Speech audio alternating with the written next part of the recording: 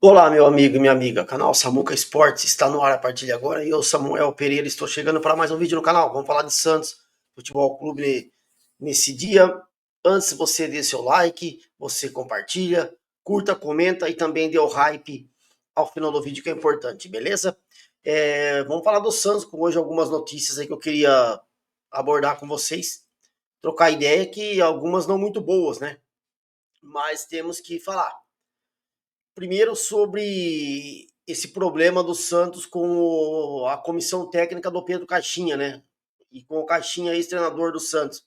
E a FIFA condenou o Santos a indenizar a comissão técnica do Pedro Caixinha, de acordo com a apuração, né? Decisão da entidade saiu nessa terça-feira, dia 16. O Peixe pode ir até ao Tais. O embrólio envolvendo o Santos e a comissão técnica do Pedro Caixinha tem um novo capítulo nessa terça-feira. O Peixe foi condenado pela FIFA e terá que indenizar então os portugueses pela demissão consumada no dia 14 de abril, após a derrota para o Fluminense por 1-0 no Maracanã. E aí, de acordo com a apuração, a entidade que comanda o futebol mundial determinou que o Santos pague 2 milhões de euros, que dá 12,6 milhões de reais aos profissionais em até 45 dias é o prazo. Esse pagamento precisa ser feito à vista. Ainda conforme as informações obtidas, o Peixe pode recorrer da decisão no Tribunal Arbitral do Esporte, que é o TAS, Tribunal Arbitral do Esporte. Em caso de uma nova condenação, a indenização será cobrada com juros, ou seja, aí vai subir um pouco o valor, mais do que os 12,6 milhões de reais já estipulados pela FIFA. A situação é semelhante ao processo movido pelo Arouca de Portugal contra o Santos. Em junho deste ano, a FIFA determinou que o Alvinegro depositasse 2,5 milhões de euros, que dá 15,5 milhões de reais na cotação atual, nas contas do clube português pela compra do zagueiro João Basso, aquela dívida que o Santos tinha. O Peixe, porém, recorreu ao TAS e permanece à espera da decisão do órgão. Então, o Santos quer ganhar tempo, né? A estratégia do Santos de recorrer ao TAS é para ganhar tempo. O contrato entre Santos e Caixinha tinha valores e prazo definido. Caixinha e os seus auxiliares Pedro Malta e José Pratas, o preparador físico Guilherme Gomes e o preparador de goleiros José Belman, ajuizaram uma ação na FIFA em conjunto, né, pelo rompimento unilateral do contrato, cobrando o pagamento de 15 milhões. O posicionamento de Caixinha e seus aliados sempre foi de todas as partes, justamente para não ter problema em caso de demissão. Incluíram no acordo da comissão técnica uma cláusula que estava explícito o valor e o prazo para que o pagamento fosse efetuado diante de um desligamento. Diante da demissão da comissão técnica, o Santos tentou um parcelamento, mas as condições não foram aceitadas pelo Caixinha, lembra? O Santos tentou um acordo, mas não deu certo. E o prazo para pagamento se esgotou há 4 meses. O prazo, o Santos tinha, né, para pagar essa multa rescisória, a comissão técnica do Pedro Caixinha chegou no dia 2 de maio, e sem um acordo entre as partes. Assim, o treinador e seus assistentes, representados pelo escritório jurídico Arte Rock Esportes, o mesmo que formulou o contrato da comissão técnica, né, do Léo Jardim com o Cruzeiro. Não perderam tempo e submeteram a ação na FIFA na manhã do dia seguinte, em 3 de maio. Após 4 meses, a entidade se posicionou sobre o processo e agora caberá ao Santos decidir se irá acatar a determinação ou recorrer ao TAS. Aquilo que eu falei, né? O Santos tem essa forma de ganhar um tempo, aí entrando com essa ação aí no TAS. Cara, infelizmente, mais um transfer ban aí, que o Santos, mais uma dívida, o Santos tem que pagar, infelizmente, demitiu o Caixinha, tentou um acordo, não deu certo, e agora a FIFA determinou então que o Santos pague esses 12 milhões,6 de reais, e o Santos tem que pagar, né? Tem 45 dias então para efetuar o pagamento, para não receber um transfer ban e ficar impedido de fazer transações de jogadores, né? Então vamos aguardar para que o Santos consiga acertar isso. Mais um problema aí extra-campo, que não é o primeiro e também não será o último diante da situação financeira que o Santos vive, beleza? Qualquer novidade a gente fala para vocês aí sobre essa dívida que o Santos tem que acertar então com a comissão técnica do Pedro Caixinha, beleza?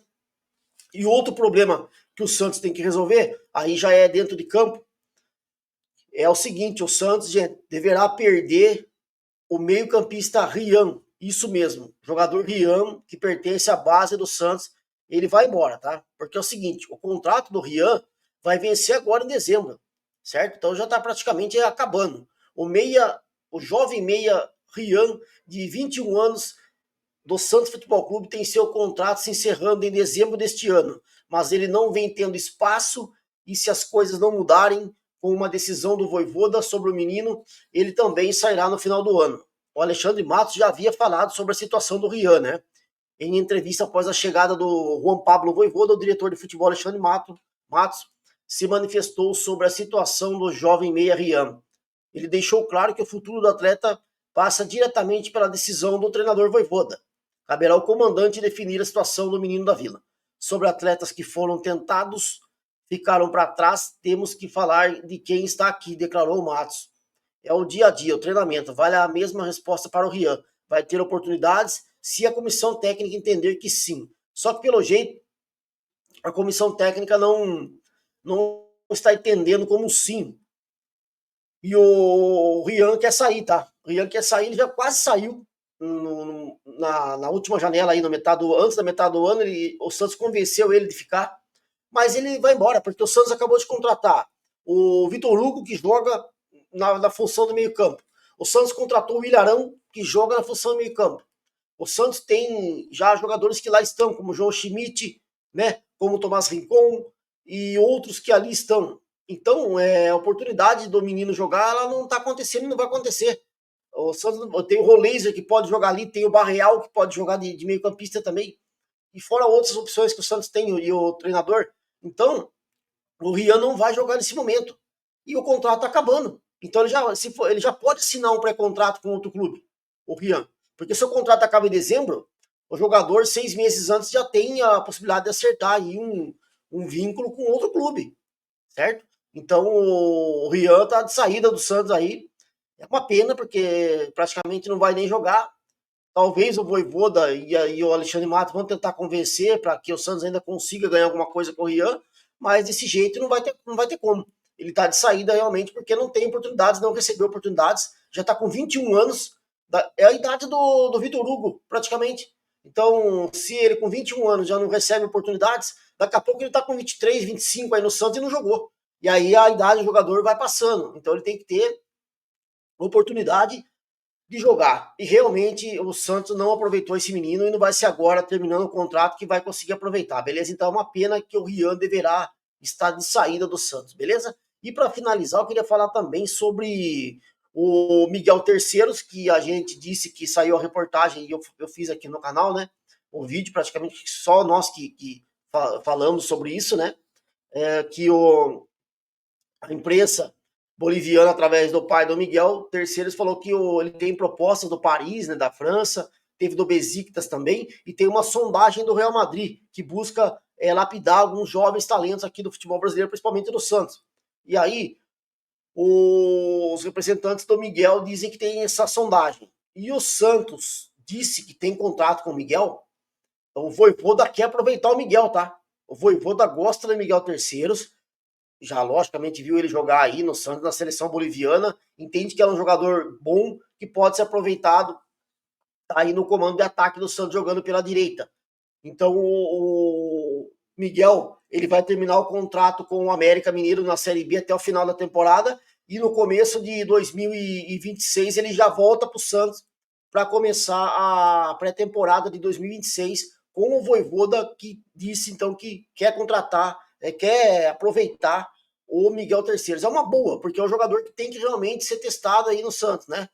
Coisa que não teve espaço, como o Rian, que não teve espaço e deverá sair. Mas poderia também o Vojvoda, quem sabe, dar uma oportunidade para ele antes de deixar sair. Mas do jeito que tá, o Rian vai sair e o Miguel Terceiros vai voltar para 2026, certo? E para finalizar, falar também aqui de mais uma, do goleiro Diógenes. O goleiro Diógenes, que entrou lá no finalzinho contra o Atlético, fez 2 ótimas defesas, inclusive uma meia queima-roupa lá, né? Ele conseguiu ajudar a garantir o empate do Santos. E o Diógenes está muito feliz, a comissão técnica do Santos, a direção do Santos, que o Diógenes parece que está mostrando que tem qualidades. Ele já ficou um pouco aborrecido em algumas ocasiões, que ele foi muito criticado, né? pela torcida, pela imprensa, mas ele passou por cima disso e agora ele tá tendo oportunidade aí no Santos, jogou bem contra o Atlético, e talvez se o Brasão não jogar no domingo contra o São Paulo, devido àquela contusão do choque de cabeça no último jogo, o Diógenes ele poderá ser o titular do Santos contra o São Paulo, certo? Agora, e ele tá prestigiado, com certeza. É um menino da base, precisa jogar. A gente gosta, né, desse tipo de jogadores e ele parece que tem qualidade. Mas vamos com calma, tá? Tem gente que já tá falando que o Santos não precisa de goleiro, que o Diógenes é um novo Rodolfo Rodrigues. Não é bem assim, certo? Porque o João Paulo, que vocês, a maioria, criticam, o João Paulo, quando começou, todo mundo falava que era bom. E depois teve falhas no Santos e agora é crucificado, tanto que saiu. Então o Diógenes não vai já me deixar tão empolgado assim. Eu acho que ele fez duas boas defesas, um bom jogo, mas eu quero ver ele a hora que ele assumir a posição de titular, que ele tiver sequência de jogos. Aí que a gente vai ver se ele é bom ou não. Então vamos com calma, eu sei que tem muito torcedor e pessoas da imprensa que cobrem o Santos aí dos canais, etc., que são muito afobados, já vão falar que o Diógenes é o segundo melhor goleiro de todos os tempos da face da terra, é o reserva ideal. Vamos com calma. Jogou 10, 15 minutos, fez uma defesa, beleza, mas vamos ver a hora que precisar dele realmente. Sequência de jogos como titular, que nem o Brasão tem a responsabilidade de defender e de jogar bem, aí é outra coisa. Então eu acho que ele tem qualidade, acho que ele vai ser aproveitado, mas eu ainda tenho calma, paciência de saber a hora certa, de avaliar ele como um todo, se ele realmente vai ter condições de ser um goleiro titular do Santos Futebol Clube, beleza? Se gostar do vídeo, você dá o like, deixa a opinião de vocês nos comentários e curta, compartilhe e comente nesse vídeo. Voltamos na próxima. Um grande abraço, até a próxima. Eu fui!